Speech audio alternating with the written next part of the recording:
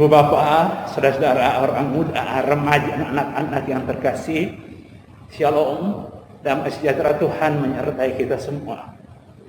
Hari ini, Rabu 28 Oktober 2020, adalah Rabu di mana kita merayakan pesta Santo Simon dan Santo Yudas Rasul. Kita akan merenungkan bersama-sama Injil Lukas bab 6 ayat 12 sampai 19.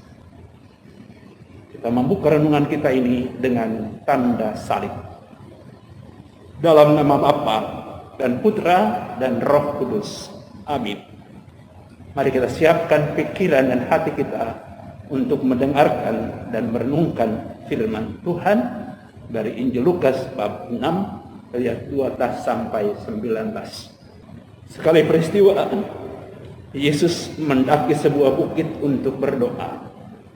Semalam-malaman ia berdoa kepada Allah. Keesokan harinya, ketika hari siang, ia memanggil murid-muridnya, lalu memilih dari antara mereka 12 orang yang disebutnya rasul.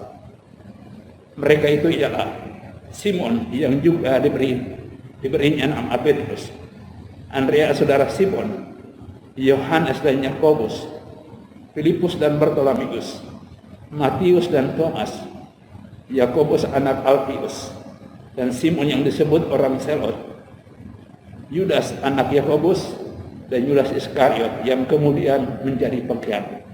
Lalu Yesus turun bersama mereka dan berhenti pada suatu tempat yang datar. Di situ berkumpullah sejumlah besar dari murid-muridnya dan banyak orang lain yang datang dari seluruh Yudea dan dari Yerusalem, dari daerah pantai Tirus dan Sidon. Mereka datang untuk mendengarkan dia dan untuk disembuhkan dari penyakit mereka. Juga mereka yang dirasuk oleh roh-roh jahat beroleh kesembuhan. Dan orang banyak itu berusaha menjamah dia, karena daripadanya keluar suatu kuasa, dan semua orang itu disembuhkannya. Demikianlah Injil Tuhan. Terpujilah Kristus.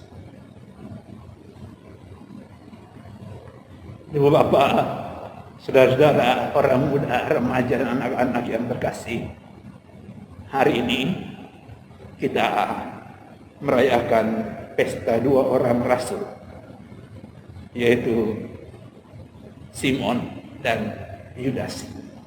Santo Simon itu disebut juga atau disebut orang Selot.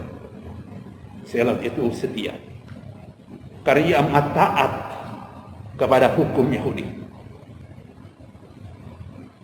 Sedangkan Santo Yudas disebut juga Tadius, artinya si pemberani. Simon dan Yudas dipanggil oleh Yesus untuk menjadi rasulnya. Bersama para rasul lainnya mereka menyerahkan jiwanya, setelah mengerahkan tenaganya untuk mewartakan Injil. Menurut tradisi, Simon pergi ke Mesir untuk mewartakan iman, sementara Yudas mewartakan Injil di Mesopotamia. Selanjutnya mereka berdua, Simon dan Yudas, pergi ke Persia, di mana keduanya wafat sebagai martir. Santo Yudas dikenal sebagai santo pelindung bagi orang-orang yang menghadapi perkara yang sulit atau hampir tidak ada harapannya. Nah, hari ini, di saat dimana kita merayakan pesta kedua rasul ini, kita mendengarkan Yesus yang sesudah berdoa kemudian memilih 12 rasul. Orang-orang yang nanti kelak melaksanakan perutusan dari Yesus untuk mewartakan Injil kemana-mana, yang menyerahkan hidupnya untuk Tuhan, untuk Injilnya.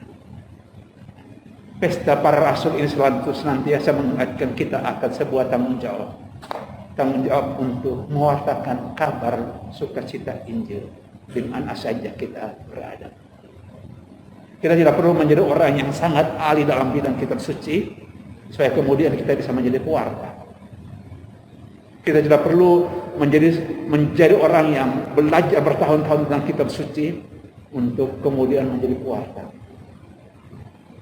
Tapi kita perlu membaca kitab suci supaya kita kemudian menemukan pesan-pesan Tuhan yang memampukan kita untuk apa?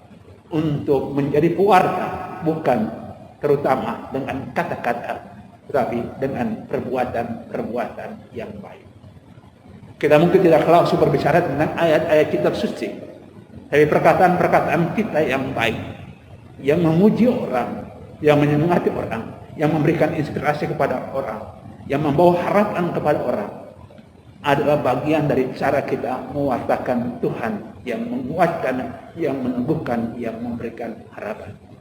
Mari kita berdoa supaya kita sungguh-sungguh sadar akan tugas dan panggilan kita itu. Dimanapun kita berada, Tuhan menghendaki agar cinta kasih-Nya, sukacita kegembiraan yang berasal daripadanya, kebaikannya diketahui oleh orang lain melalui perkataan kita, melalui perbuatan kita. Kita berdoa supaya kita menjadi pewarta, terutama dengan cara hidup kita yang baik. Tuhan memberkati kita semua dalam nama Bapa dan Putra dan Roh Kudus.